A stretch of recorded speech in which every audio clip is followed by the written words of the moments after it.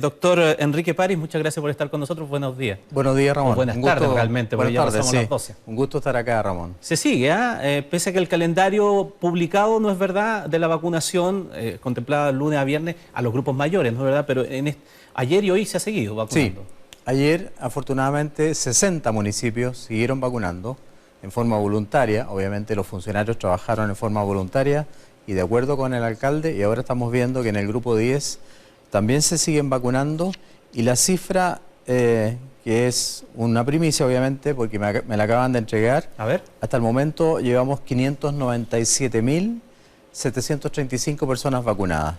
El periodista decía que eran 592.000, pero en el curso del día ya se han vacunado 5.000 personas más, llevamos 597.735, así que nos faltó por 2.000 y tanto para llegar a los 600.000. Que se va a lograr pronto y que si se sigue a este ritmo, ministro, se va a alcanzar la vacunación más o menos del 6% de la población, un poco más quizás, estamos como en el 3% ya. Se lo pregunto por qué, porque hay países como Israel que han vacunado al 61% de la población, Emiratos Árabes al 39%. Nosotros, si llegamos al 6% en esta otra semana, vamos a estar como en el top 10 de los países con mayor población, ¿no? En relación a la vacunación diaria por países, estamos en el segundo lugar en el mundo, según All World in Data, el día 5, después de Emiratos Árabes. Pero en relación al promedio en 7 días, estamos un poco más bajos. Bueno, estamos en el cuarto lugar e incluso no hemos completado todavía 7 días.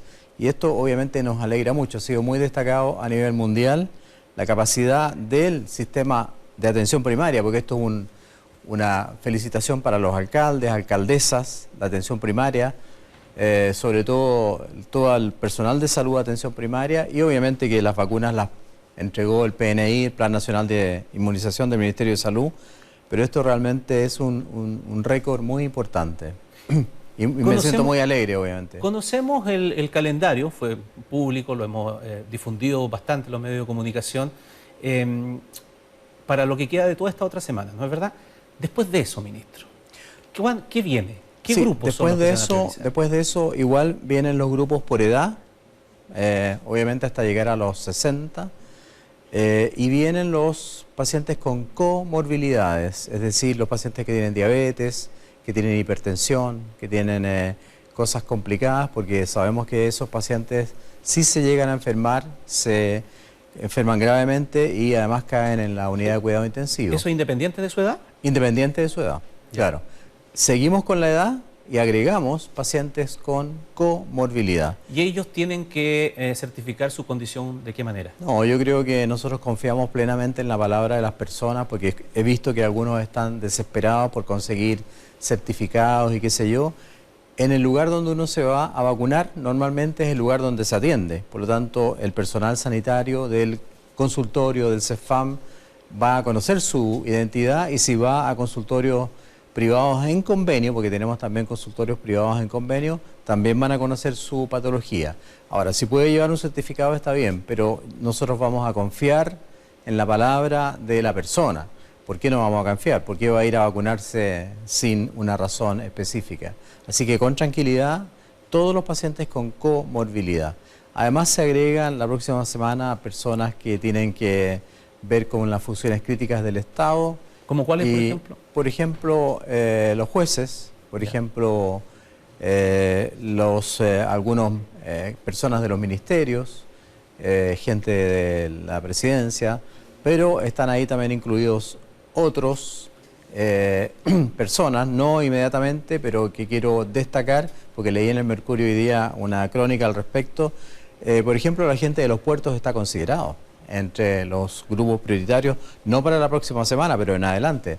También el personal del Banco del Estado, ellos quieren agregar otros bancos y lo estudiaremos. Es decir, la gente tiene que leer en la página web del Ministerio de Salud los grupos prioritarios para que estén tranquilos. Los profesores, ministro, También ¿van a ser incluidos ahora en la vacunación de aquí hasta antes que lleguemos al periodo de inicio de clases? Los profesores están incluidos en el grupo que incluye a ONEMI, CONAF y bomberos, que han sido otros que están muy preocupados y lo entiendo perfectamente. Y en ese grupo están las parvularias, personas que ejercen funciones en salas cunas, jardines infantiles, profesoras, profesores, personas que ejercen funciones en establecimientos educacionales. Nosotros esperamos que este grupo se vacune a fines de febrero o los primeros días de marzo, obviamente para que entren con seguridad a clases. Sin embargo, ya lo hemos conversado mucho con el ministro Figueroa. Los estudios han demostrado que los protocolos en los colegios son tan buenos y los profesores y los alumnos lo cumplen tan bien que la tasa de infección en los colegios es mínima. Además, los niños no transmiten el virus con la misma fuerza que el sarampión o la influenza incluso. Este virus es transmitido con menos potencia por parte de los niños. Sin embargo, para tranquilidad de los profesores, profesoras, parvularias, se van a comenzar a vacunar a fines de febrero y la primera semana de marzo. Hay que recordar, sí, que esta vacuna tiene 2 dosis. Claro. Es la primera dosis. Y la segunda dosis, si es con Sinovac, son 28 días después. Y a los 7 días después de la segunda dosis, uno tiene inmunidad. Y eso todo hay que decirlo con transparencia, obviamente. Ministro, los resultados preliminares en Israel indican que la hospitalización de los adultos mayores de 60 años ha bajado casi a la mitad después de las 5 semanas de la primera inoculación. Bueno, en ese caso también están utilizando otro tipo de vacunas, también tienen una combinación, ¿no? La pregunta es, a partir de la experiencia israelí, ¿es esperable que también cuando completemos con los adultos mayores la vacunación en Chile, después de un mes, 5 semanas, bajen en ese nivel las hospitalizaciones de los adultos mayores? Yo creo que es absolutamente esperable que una vez que lleguemos a vacunar aproximadamente al 30% de la población, que serían 5 millones de habitantes, también veamos el mismo fenómeno. Es decir, ¿por qué? Y esto tiene que ver con la efectividad de la vacuna, que fue en algún momento puesta en duda. La vacuna que estamos ocupando nosotros en forma masiva, en este momento Sinovac, pero también la Pfizer, que a propósito llega un cargamento nuevo después del 15 de febrero, tiene una alta efectividad, tiene un 100% de efectividad justamente para evitar hospitalizaciones, por lo tanto, y cuadros graves. Por lo tanto, si nosotros logramos eso, vamos a ver afortunadamente una caída, espero, en las hospitalizaciones, y no solamente en eso. Israel también demostró una caída en la letalidad, bajó la letalidad, o sea, la mortalidad por esta enfermedad bajó rápidamente. Sin embargo, y el presidente lo ha dicho varias veces, eso no significa que la pandemia se acaba, porque solo podemos estar confiados cuando hayamos vacunado al 80% de la población susceptible, y esperamos, si Dios quiere, que eso ocurra a fines de junio, el 30 de junio. Por lo tanto, recién ahí yo creo que podremos, entre comillas, volver a tener una vida menos restringida por el virus. Ministro, a propósito que estamos hablando de la vacuna de Sinovac también, la que se está empleando en este instante en la vacunación masiva en nuestro país, fueron los estudios complementarios de la Universidad Católica los que hicieron luego modificar una primera evaluación que había hecho el propio ministerio de administrarla a un rango etario menor, hasta los 59 años. Esos estudios daban entonces cuenta, que son estudios que se están realizando aquí en nuestro país, ¿no es verdad? Así es. Ensayos que se están realizando aquí en nuestro país, que se están siguiendo por la Católica, los que llevaron a ampliarla y lo que estamos viendo ahora que se está realizando. Mi pregunta es si esos estudios pudieron haber sido enviados o no a los expertos externos del ISP, que en principio habían señalado a algunos que no estaban tan seguros de la eficacia en ese grupo etario. Bueno, en el momento en el que el ISP se reunió, como dices tú muy bien, hubo una votación dividida. El director del ISP dio por aprobada la vacuna para mayores de 18 años.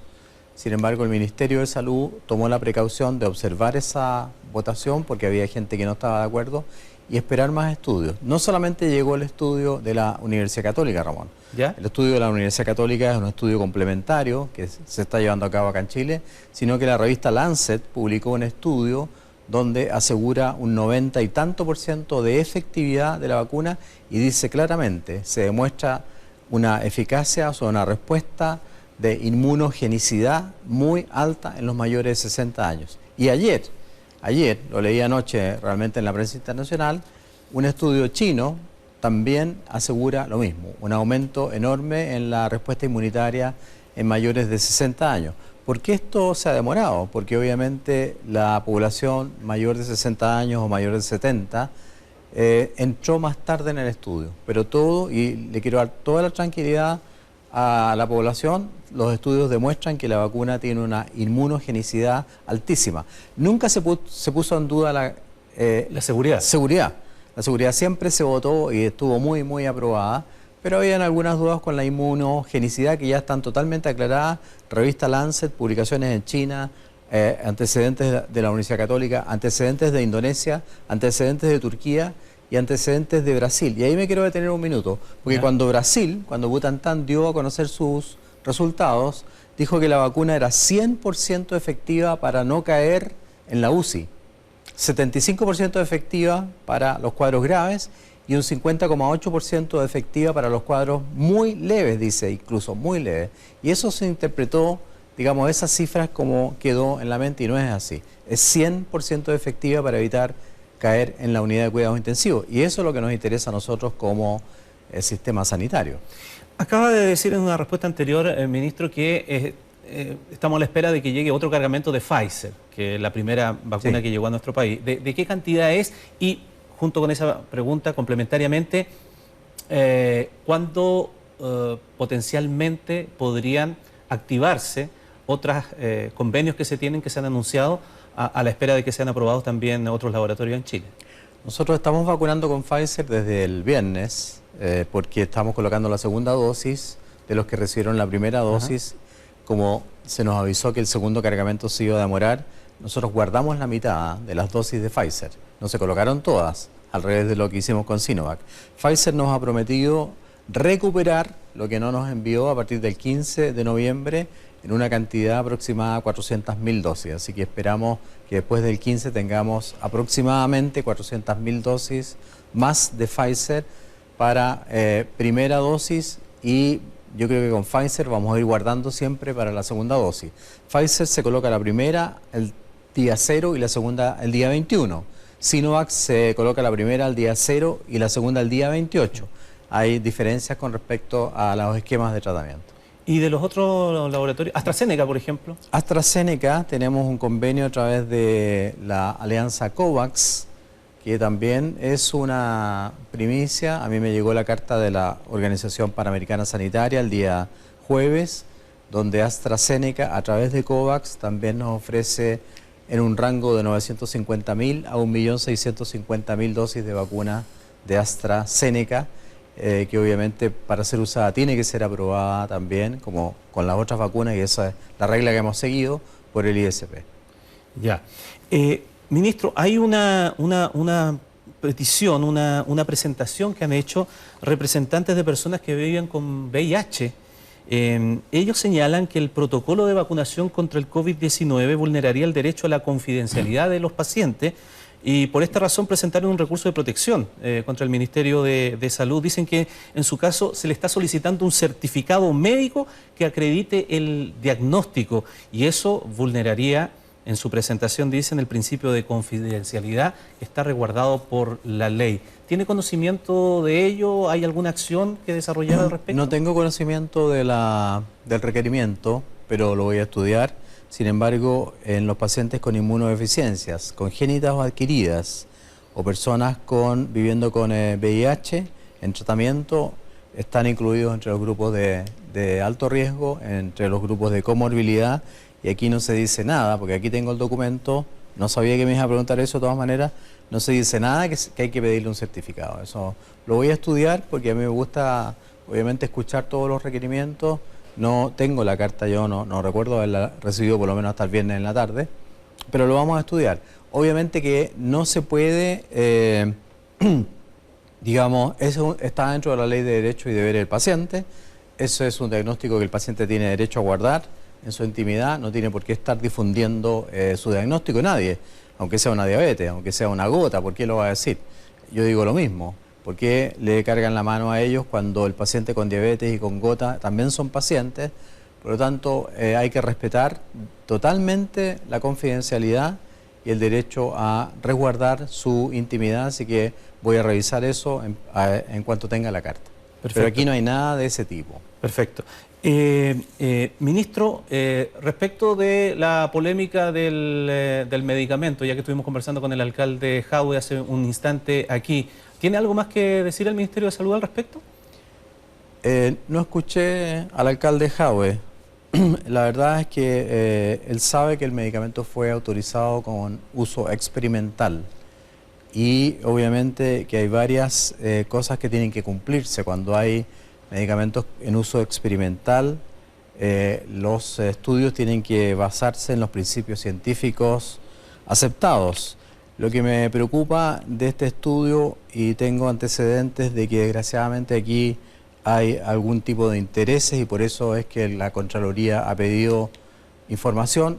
A nosotros también la Contraloría nos pide información y mucho al Ministerio, y yo lo dije en un programa que a mí no me parecía que había que acusar al alcalde o a la comuna porque se le pide una investigación de la Contraloría, pero aquí dice que para los estudios clínicos de investigación los posibles beneficios, riesgos, costos y eficacia de todo tratamiento deben ser evaluados mediante su comparación con los mejores métodos preventivos, diagnósticos y terapéuticos existentes. Entonces, si ya tenemos una vacuna, salir el mismo día de la vacuna, además con la caja en la mano, cosa que si un ministro de salud saliera con la caja de un medicamento en la mano, lo criticarían, lo destrozarían en las redes sociales, me parece que es delicado. Además, pero usted habla de interés, me gustaría que clarificara eso. ¿A qué se refiere cuando dice que habría un interés? No, lo que pasa es que nadie puede andar con el medicamento en la mano. Ahí eso está ya prohibido. O sea, que como nadie promoción, publicidad. Obviamente, nadie puede estar haciendo publicidad con un medicamento, a pesar de que lo va a usar. Además, quiero recalcar que cuando hay un medicamento que está autorizado para ser usado en forma experimental, los resultados tienen que publicarse. Y en la publicación se debe citar la fuente de financiamiento, por eso es que la Contraloría está preocupada, afiliaciones institucionales y cualquier otro posible conflicto de interés. Nosotros sabemos que la persona que está a cargo del estudio tiene por lo menos una relación de parentesco con la jefa o la directora de salud del mismo municipio. Eso hay que aclararlo cuando vayan a hacer la publicación. Yo creo que sería importante que la gente sepa eso. Además, aquí la Sociedad Chilena de Infectología ha puesto una alarma. El Colegio Médico en repetidas oportunidades, no solamente la presidenta, sino que también el doctor Cristóbal Cuadrado, que es el jefe del Departamento de Estudios, también han puesto reparos al uso de este medicamento. Sin embargo, el ISP lo autorizó. Y lo autorizó, y yo leí la autorización, porque Jadwe me dijo que si lo había leído o no, y lo autorizó, obviamente, pero con fines experimentales. Por lo tanto, tiene que ser muy bien entregado. No es para usar en cualquier situación. Tiene que haber un responsable, que yo sé que hay un responsable. El médico tiene que estar chequeando en los pacientes el uso, los efectos adversos. Él se enojó mucho porque yo hablé de los efectos adversos, que los efectos adversos hay que decirlo. Produce teratogénesis, produce aumento de la gota, pero vienen produce en la interacciones cajita con el paracetamol. Además, pero vienen en la cajita. Entonces, eso la gente tiene que saberlo. La resolución le pide, incluso, aquí yo también tengo la resolución del ISP, le pide que se traduzca al español todas esas probables contraindicaciones que tenga, y eso debiera estar allí. Eso lo hemos dicho muchas veces, los medicamentos importados que vienen en otro idioma tienen que ser traducidos al español. Pero yo no quiero polemizar con el alcalde, todo lo contrario. Cuando yo era presidente del Colegio Médico, alabé mucho su idea de las farmacias populares. Él se olvida de eso, se olvida de lo bueno. Yo lo único que dije fue, en la conferencia de prensa que hago en La Moneda, leer los efectos adversos y insistir que era un tratamiento experimental, nada más. Yo no lo he atacado a él. Perfecto. Cierre del tema. Una última cosa, volviendo al tema de las vacunas. ¿Cuánto vamos a tener inmunidad de rebaño? Término que se utiliza muchísimo. Este virus tiene un RO que es muy alto, o sea, una capacidad de contagio muy alto, a pesar de que en este momento en la región metropolitana estamos bajo 1. Cuando tú tienes un virus con una capacidad contagiosa muy alta, y tienes que tener una vacuna que tenga una muy buena efectividad, por eso era importante la discusión de la efectividad de la vacuna, y tienes que vacunar por lo menos al 80% de la población susceptible. antes de llegar a cumplir esas metas no se obtiene rebaño. Inmunidad de rebaño, inmunidad de capullo le dicen a otros, y eso nosotros calculamos que la vamos a tener recién, Ramón, a fines de junio. Por lo tanto, hay que mantener todas las medidas de lavado de manos, uso de mascarilla, distanciamiento físico, hasta que no tengamos, a fines de junio, espero, en Dios, la inmunidad de rebaño con el 80% de la población susceptible. Hay que recordar que los niños no pueden ser vacunados todavía porque no estamos autorizados, y con el caso de las embarazadas, y aprovecho de dar esa información, y las nodrizas, o sea, las que dan pecho, estamos estudiando obviamente la literatura para dar una recomendación. Además, quiero hacer otro anuncio. Hemos autorizado también a que otro personal de salud vacune. Matronas y dentistas también van a poder contribuir en el caso de que falte personal, siempre que estén instruidos. Ya, eso lo estaban pidiendo algunas de las sociedades. Sí. Decían que podían colaborar y el viernes lo firmé porque me parece que es una buena petición. Y ellas, las matronas o matrones y los dentistas, ellas y ellos también van a poder vacunar. Ya, con eso se va a ampliar también la cobertura. Exactamente. Perfecto. Ministro Enrique París, muchísimas gracias por conversar con nosotros esta mañana aquí en Mesa Central. Un gusto.